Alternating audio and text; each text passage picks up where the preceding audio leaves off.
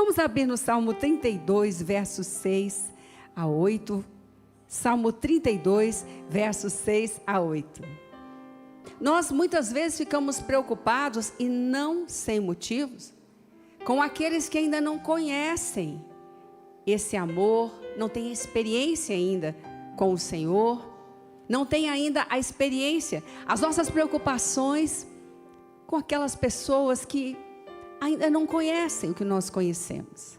E nós às vezes lembramos ou ouvimos alguém dizer: olha, essa pessoa tão boa, ela só falta o quê? Conhecer Jesus, não é? Ela só falta vir para a igreja, não é assim? Quem conhece ou ouve pessoas dizendo assim, diz: é verdade. Mas a história não para ali. Naquela hora, nós às vezes ficamos com um ponto de angústia, né? De angústia, porque nós conhecemos pessoas assim, mas a história não para aí. E ali nós ficamos: meu Deus, mas se essa pessoa não receber o Senhor. E olha que o inimigo aproveita essas indagações e nos angustia. Mas Senhor, se ela não receber o Senhor, aí vem alguém com muita sabedoria, não é mesmo?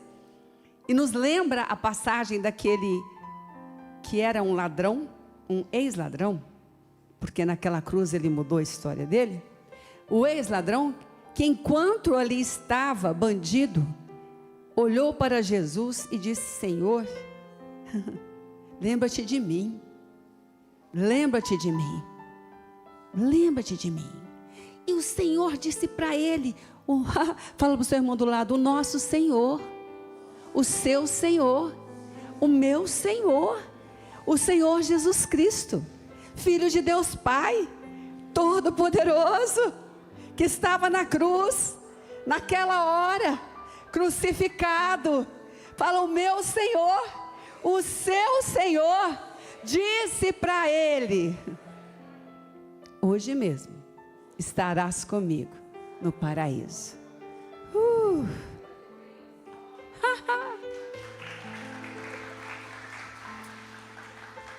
Quantos não foram para o paraíso assim? Amém? Glória a Deus. Nós não temos a dimensão do poder, do amor de Deus. Nós conhecemos muito pouco disso, mas já nos basta para amá-lo tremendamente mais a cada dia. A cada dia. Mas essas preocupações, aí alguém vem e você diz: ai, amém, eu espero assim.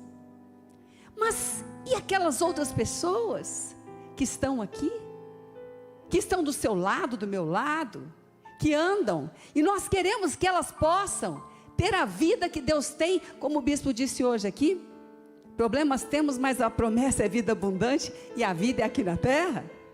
E aí então nós queremos nos apegar a algo. Eu não sei você, mas se você chora, ou chorou já, pela conversão dos seus pais, dos seus familiares, eu estou falando isso hoje com você, porque nós às vezes não entendemos, ou não temos ainda a visão, e talvez não vamos ter, de como Deus fará. Mas a promessa existe, e Deus não falha, e Ele não vai falhar. Crê tu e tua casa serão salvos. E assim foi, e assim foi, e assim foi. Graças a Deus, na minha casa. Mas nós precisamos nos apegar a algumas promessas que às vezes não percebemos ainda. Mas é aquelas pessoas boas, bispo, elas estão lá naquele lugar, aquela está naquele lugar, e aquela pessoa a gente vê que se compadece, piedosos, essa é a palavra, se compadece, ora, né? Às vezes você fala: meu Deus, mas essa oração desse jeito, ela não é a oração que está na palavra, e isso nos inquieta. Então nós vamos para os Salmos 32, versos 6 a 8. Sendo assim, todo homem piedoso te fará súplicas em tempo de poder encontrar-te. Com efeito, quando transbordarem as muitas águas, não o atingirão. Tu és o meu esconderijo. Tu me preservas da tribulação e me cercas de alegres cantos de livramento. Instruir-te-ei e te ensinarei o caminho que deves seguir. E sobre as minhas vistas te darei conselho. Sabe essa angústia, essa preocupação com essas pessoas? O Senhor está dizendo para você: olha, todo homem piedoso em tempo vai encontrar o Senhor. Ai, bispo, eu não sei se isso vai dentro dos meus conceitos. Porque os meus conceitos, o seu conceito e o meu conceito é o conceito da palavra. E a palavra diz que todo homem piedoso vai encontrar o Senhor em tempo antes de partir. Oh, Jesus! Ou então aquele verso, meu querido e minha querida: quem busca o quê? Quem busca o quê? Quem busca acha, quem busca encontra. E aí o seu coração então lembra de quando você e eu tínhamos tão boas intenções, mas estávamos em um caminho tão diferente daquele que estamos hoje. Mas todo homem piedoso em tempo vai encontrar. Toda pessoa que você olhar e o coração angustiar, você pode orar, você pode clamar, você pode continuar falando, porque vai haver o tempo, vai haver o momento. Deus é muito maior e melhor do que qualquer conceito humano. Deus tem maior poder do que qualquer misericórdia humana, e qualquer preocupação humana é resolvida com a oração por aquilo que Deus tem falado.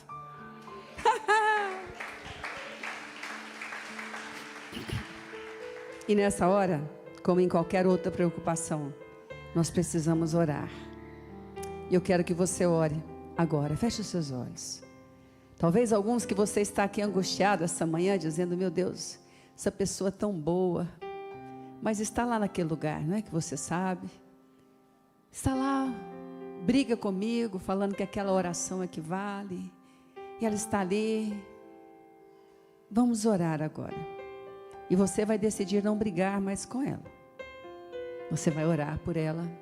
Vai continuar, como diz aqui o Salmo, vai continuar sendo instruído por Deus. Vai continuar sendo instrumento de Deus. E você vai ver o tempo de Deus chegar na vida dessa pessoa. Ore comigo, fala: Senhor Jesus, eu creio na Tua palavra. Eu espero na Tua palavra. E o Senhor disse que vai me instruir como fazer, como aconselhar. Mas o Senhor disse que essa pessoa que é tão piedosa, em tempo vai te encontrar. Falei: eu creio, Senhor, e eu espero na sua palavra. Amém. Nós precisamos aprender a viver melhor nas promessas. As promessas não são só aquelas que estão lá para alcançarmos. As promessas são aquelas que nos fazem viver melhor. As promessas estão acontecendo agora, embora a totalização não nos tenha aparecido ainda na visão.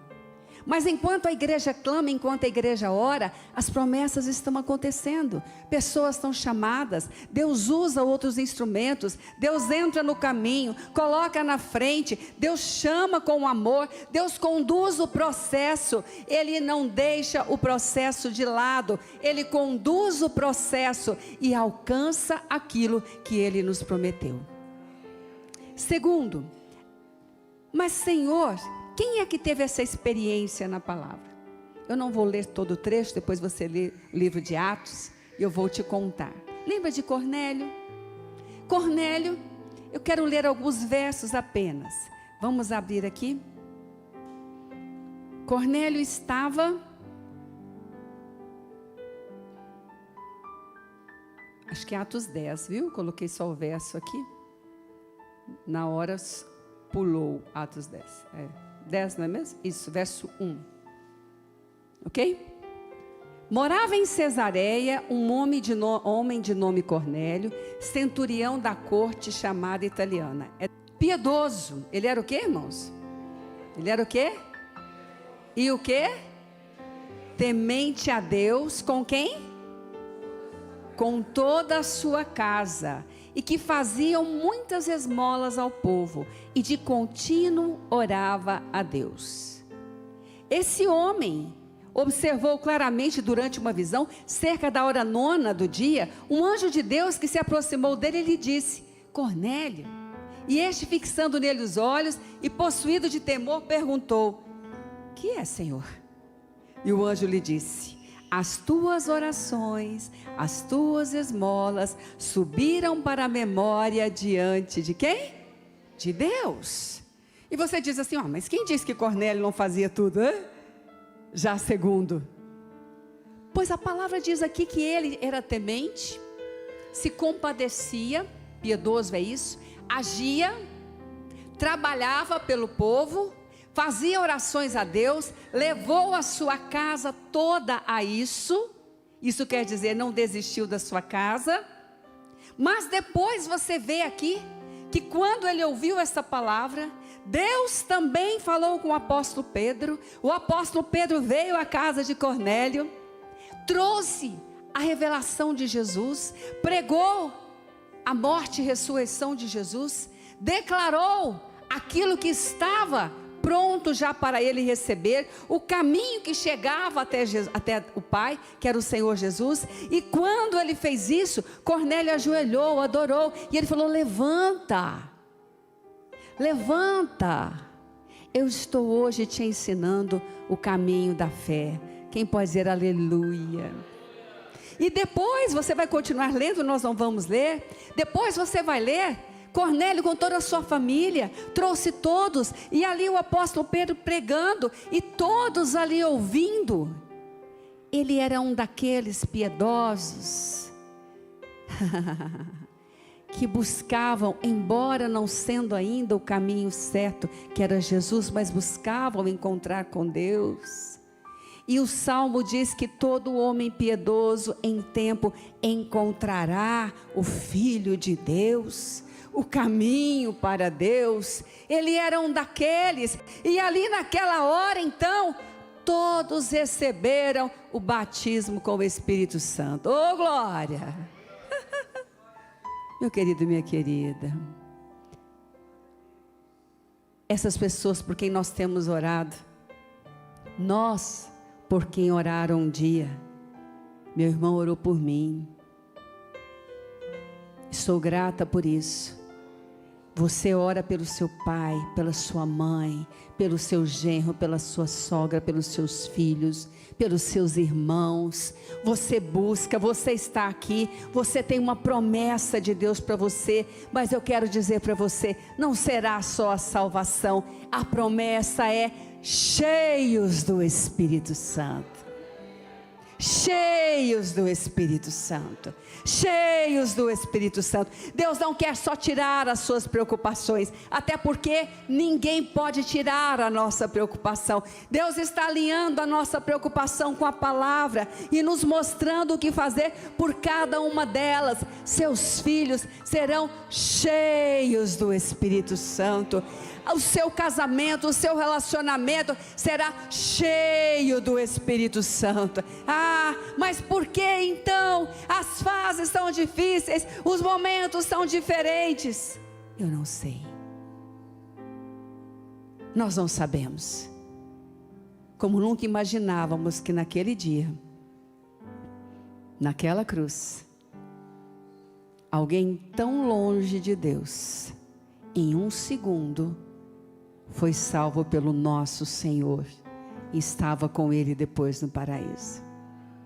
Nós precisamos perder menos tempo com as nossas explicações e gastar mais tempo com a oração segundo o que a palavra nos ensina. Então ali aquele homem teve, e a palavra nos mostra aqui, ele agia assim. Ele agia assim, e Jesus nos mostrou assim. E Jesus, quando subiu aos céus, Jesus, quando veio e falou com os seus discípulos, Jesus disse: olha, eu quero que vocês façam o seguinte: o que vocês têm que fazer agora é ir, fazer discípulos. Vocês têm que andar agora, através dessa experiência que vocês têm. Depois você lê, tá? Atos 10, 44, tudo que eu falei está lá, você pode ir lá conferir, não é? Nós temos que estar sempre conferindo com a palavra do Senhor. Então quem me pergunta aí eu sempre mando para você. Depois você vai ver Jesus falando com os seus discípulos: vocês agora vão, façam discípulos, ensinem todas as coisas, aguardarem o que eu tenho dito, até que eu venha, e eu vou estar com vocês até a consumação dos séculos. Ei, glória a Deus. Olha, por quem você tem orado, o Senhor morreu na cruz. Olha, por quem você tem clamado, tem uma promessa na palavra. Olha, por quem você tem visualizado, o Senhor está visualizando uma vida cheia do Espírito Santo. Olha, por quem você tem trazido para casa, porque é na casa que manifesta a verdadeira piedade, e a palavra nos mostra isso, e a palavra nos ensina isso. Vamos abrir em Timóteo, 1 capítulo 13, verso 14 e 15. Escreva-te essas coisas, esperando e ver-te em breve, para que, se eu tardar, aqui o apóstolo Paulo, não Pedro, escrevendo a Timóteo, fique ciente de como se deve proceder na casa de Deus, que é a igreja do Deus vivo, coluna e baluarte da verdade. E o Senhor Jesus disse: olha, vocês têm que ensinar ali, e esse ensino é na casa, nessa verdade que é do Senhor. Esse ensino, esse discipulado é na casa. Vocês vão ensinar ali. Corram. O apóstolo César sempre diz que nós não devemos ter o evangelismo irresponsável. Sabe o que é evangelismo irresponsável?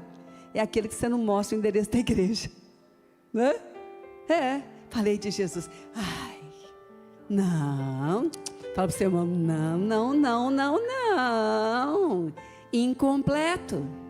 Quando Jesus estava, falavam dele. Quando Jesus subiu, voltou e disse: discipulem, é na casa, é naquele lugar, discipulem, para que todos estejam juntos, até que eu venha, e nesses dias Deus está nos usando, Deus está te usando. Eu volto a repetir, falei domingo passado, Deus está usando a sua vida, Deus está te usando no trabalho, Deus está te usando onde você está, Deus quer te usar onde você estiver, para levar as pessoas para casa, para até que Ele venha.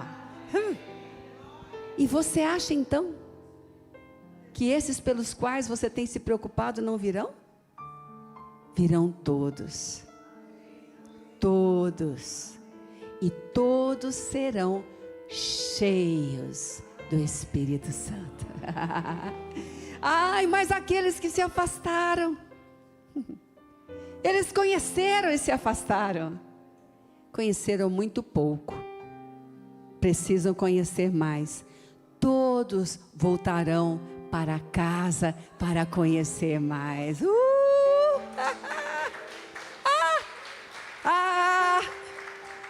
Meu querido e minha querida, todas as vezes que o inimigo quiser te perturbar, como diz o bispo, o inimigo quer te perturbar, para que você não faça o que tem que fazer. Todas as vezes que ele quiser te perturbar com as preocupações, lembre dessa palavra, e ore, e declare, diga comigo: todo homem piedoso encontrará o Senhor em tempo, antes da volta.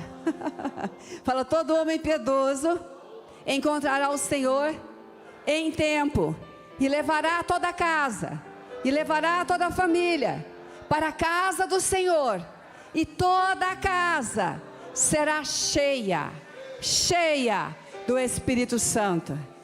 Fala comigo: todo homem que está na casa, toda mulher que está na casa, vai trabalhar pela casa, vai trazer mais pessoas para casa, e todos estarão firmes na volta do Senhor e cheios do Espírito Santo.